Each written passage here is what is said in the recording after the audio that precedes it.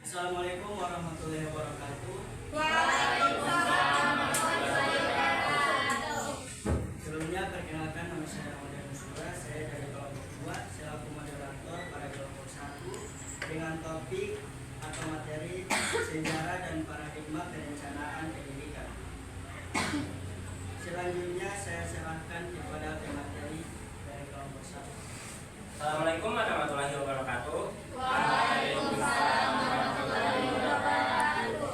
Berdirinya kami di sini untuk memaparkan topik yang telah Ibu Lutfi berikan kepada kami, yaitu sejarah dan paradigma perencanaan. Sebelumnya diberikan yaitu sejarah dan paradigma perencanaan, namun setelah kami konfirmasi bisa menggunakan sejarah dan paradigma perencanaan pendidikan. Sebelum itu izinkan kami memperkenalkan diri. Perkenalkan, nama saya Nurul Laudengi selaku dari kelompok 1. Selanjutnya rekan saya. Perkenalkan, nama saya Kristiawati Mona dari kelompok 1. Perkenalkan, nama saya Muhammad Abdul dari kelompok 1. Perkenalkan, nama saya Emma Kaya, saya dari kelompok 1. Perkenalkan, nama saya Aini Udin, anggota kelompok 4. Pertama, saya akan membahas apa itu perencanaan. Perencanaan adalah suatu rangkaian proses kegiatan menyiapkan keputusan mengenai yang diharapkan apa yang terjadi, seperti peristiwa, keadaan, atau suasana dan sebagainya. Seperti saat kita melakukan atau kita ingin pergi ke suatu tempat, kita tentunya akan menyiapkan perencanaan apa yang akan kita bawa atau apapun atau apa yang akan kita lakukan di sana. Begitupun dengan perencanaan pendidikan. Perencanaan pendidikan adalah proses sistematis yang melibatkan penetapan tujuan, strategi, dan langkah-langkah untuk mencapai kualitas pendidikan yang optimal. Jadi dalam pendidikan kita juga membutuhkan suatu perencanaan agar supaya tadi tujuan, strategi, dan langkah-langkah tercapai secara kualitas pendidikan yang optimal. Materi selanjutnya akan dibahas oleh rekan saya.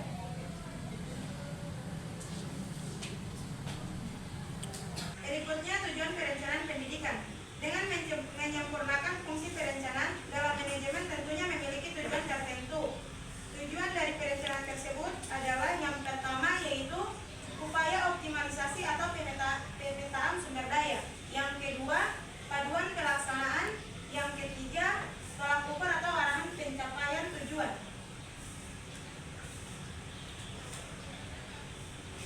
Pendidikan merupakan suatu lembaga karena banyak manfaat yang dapat diperoleh, yaitu yang pertama, sebagai petunjuk arah kegiatan dalam mencapai tujuan. Yang kedua, sebagai pola dasar dalam mengatur tugas dan wewenang. Yang ketiga, sebagai pedoman kerja bagi setiap unsur baik guru maupun unsur murid pada lembaga pendidikan. Yang terakhir, sebagai alat ukur efektif tidaknya suatu pekerjaan.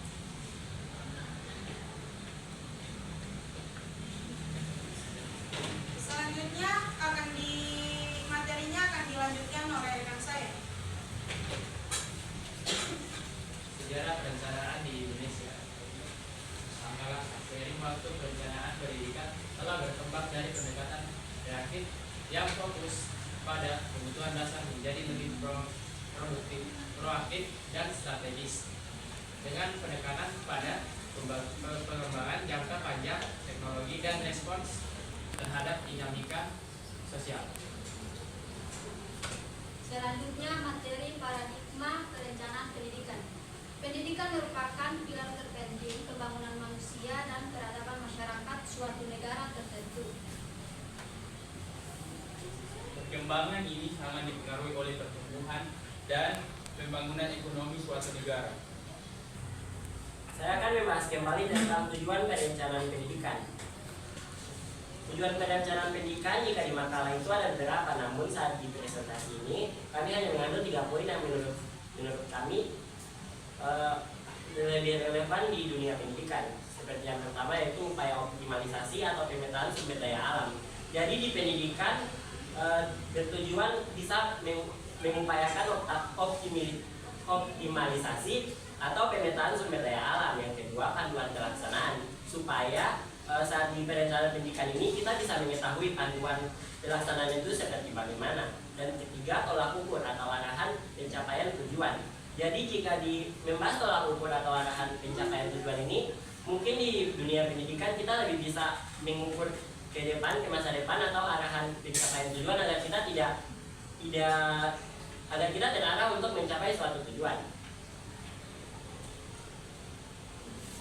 Dan untuk manfaat perencanaan pendidikan tadi kurang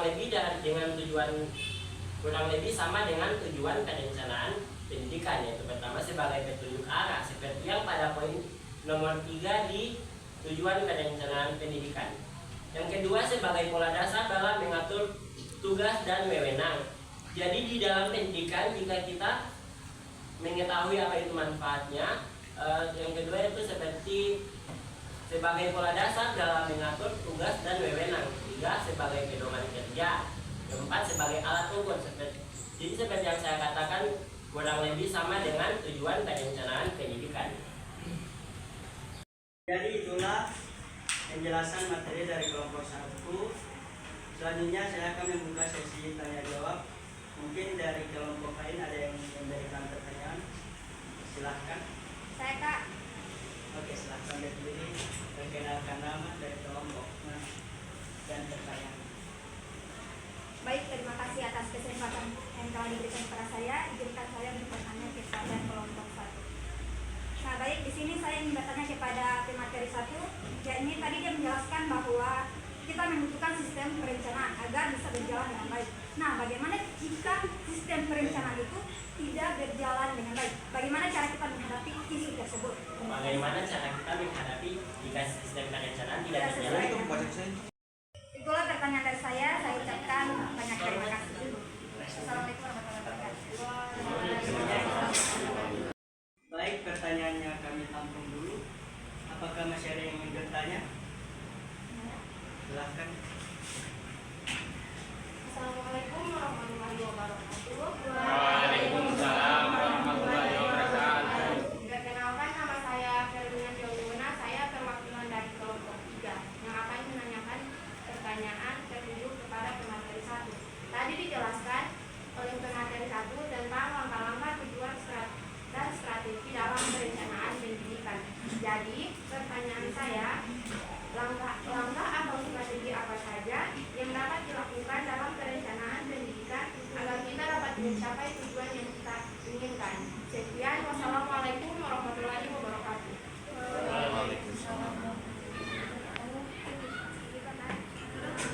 Baik, mungkin dari kelompok lain masih ada yang ingin bertanya? Silahkan. Ada salam, perkenalkan nama saya Tiara Sangfitri dari kelompok 4. Singkat saja, saya ingin menanyakan mengapa perencanaan dalam proses pembelajaran sangat penting untuk meningkatkan kualitas pendidikan. Jelaskan secara rinci dan terima kasih. Dari kelompok lain masih ada yang ingin bertanya? Silahkan. Perkenalkan, nama saya Muhammad Pojan Suku dari kelompok 6. Saya ingin menanyakan apa-apa saja manfaat perencanaan pendidikan. Baik, dari kelompok lain? Saya. Oke, assalamualaikum warahmatullahi wabarakatuh.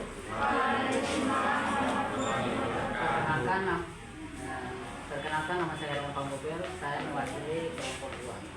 Oke, langsung ke pertanyaan. Jelaskan pedoman kerja perencanaan pendidikan bagi setiap unsur, baik guru maupun murid.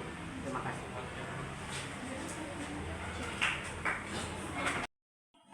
Kepada pemateri, silahkan menjawab pertanyaan dari kelompok lain. Baik, karena dua pertanyaan ditunjukkan kepada pemateri 1 yaitu saya sendiri. Dari kelompok 5 yaitu pertanyaannya bagaimana cara menghadapi atau mengatasi sistem perencanaan pendidikan jika tidak berjalan sesuai yang diinginkan. Seperti itu. Jawaban dari saya itu kita kembali lagi ke perencanaan awal, karena seperti yang Ibu Lutfi jelaskan minggu lalu, perencanaan itu bisa berfungsi sebagai tolak ukur kita, seperti yang saya jelaskan di manfaat dan tujuan perencanaan pendidikan, yaitu sebagai alat ukur efektif tidaknya suatu pekerjaan. Itu jawaban dari kami. Apa sudah sesuai dengan pertanyaannya, Kak? Selanjutnya ke pertanyaan nomor 2 dari kelompok 3, yaitu langkah atau strategi apa saja yang akan kita lakukan dalam perencanaan pendidikan. Jawaban saya yaitu pertama, dengan mengembangkan kurikulum yang menarik bagi siswa dan murid, dan yang kedua, lingkungan yang strategis untuk para pelajar. Ketiga, mengembangkan karakter atau sifat-sifat dari murid itu sendiri. Sekian Kak, apa sudah sesuai? Ya. Terima kasih. Pertanyaan selanjutnya akan dijawab dari rekan saya lainnya.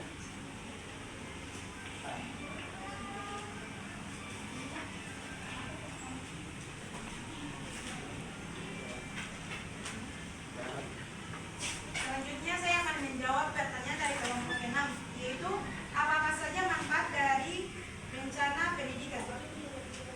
Manfaat dari perencanaan pendidikan yang pertama yaitu sebagai petunjuk arah kegiatan dalam mencapai tujuan.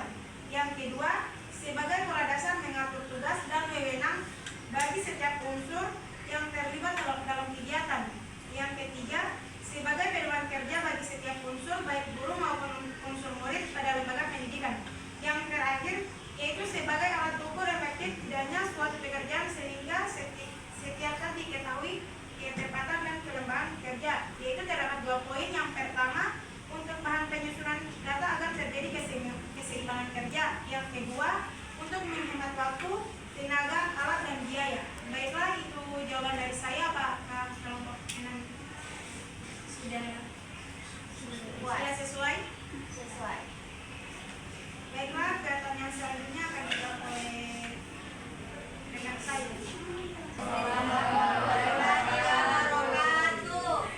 Jadi di sini saya akan menjawab pertanyaan dari kelompok 2. Pertanyaannya yaitu jelaskan pedoman kerja pendidikan bagi setiap unsur baik guru dan maupun murid. Jadi pedoman kerja untuk guru yaitu pertama, membuat kompetensi profesional bagaimana dengan menguasai bidang studi dan terus belajar. Kedua, membuat perencanaan pengajaran di mana guru itu harus menyusun rencana pembelajaran. Ketiga, membuat metode pembelajaran. Gunakan sebagai metode sesuai kebutuhan siswa.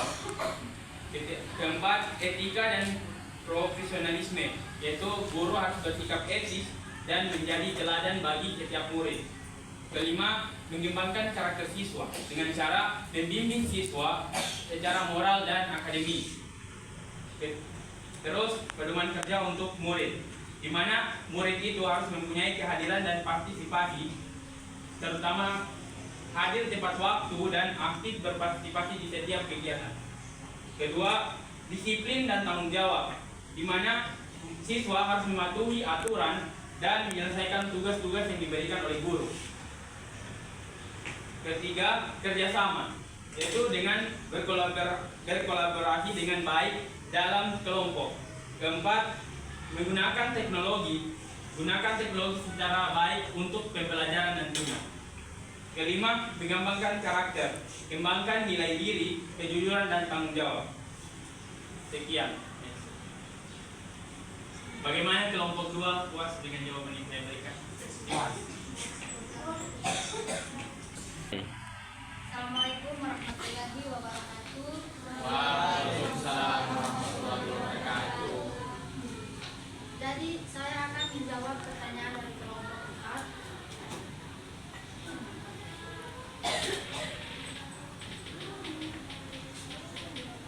Pertanyaannya, mengapa perencanaan dalam proses pembelajaran sangat penting untuk meningkatkan kualitas pendidikan? Jadi jawaban saya, perencanaan dalam proses pembelajaran sangat penting untuk meningkatkan kualitas pendidikan. Kita harus punya tujuan yang jelas. Dengan perencanaan, guru dapat menentukan tujuan pembelajaran yang spesifik dan terukur.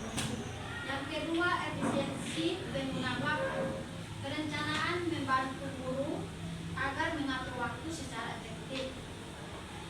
Dengan jadwal yang tersusun baik, materi dapat disampaikan secara teratur. Yang ketiga, penyusunan metode yang tepat. Melalui perencanaan, guru dapat memilih metode strategi dan teknik pengajaran yang paling sesuai dengan kebutuhan siswa dan karakteristik materi yang diajarkan. Itulah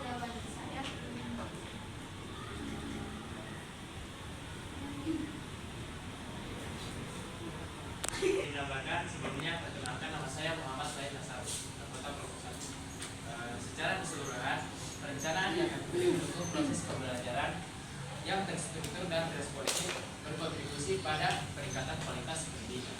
Baik, terima kasih. Sekian dari saya. Izin menambahkan sedikit terkait pertanyaan dari kelompok 4, yaitu mengapa perencanaan pendidikan itu sangat penting. Pertama yaitu sangat penting karena jika tidak adanya perencanaan, suatu institusi pendidikan tidak akan berjalan sesuai perencanaan itu. Seperti contohnya struktur organisasi, guru, murid maupun apapun yang dalam pendidikan itu tidak akan berjalan sesuai yang dijalankan. Kedua, proses pembelajaran tidak akan sesuai dengan kurikulum yang telah dicantumkan di instansi pendidikan itu. Sekian, Mas. Selanjutnya saya kembalikan kepada moderator. Baik, mendengar pertanyaan sudah dijawab semua, masih ada yang ingin bertanya? Baik, untuk itu sesi pertanyaan saya tutup. Kemudian saya silakan kepada materi. Itu saja yang bisa kami paparkan. Lebih dan kurangnya kami mohon maaf. Kami pamit undur diri karena kalau maju saingannya teman sendiri.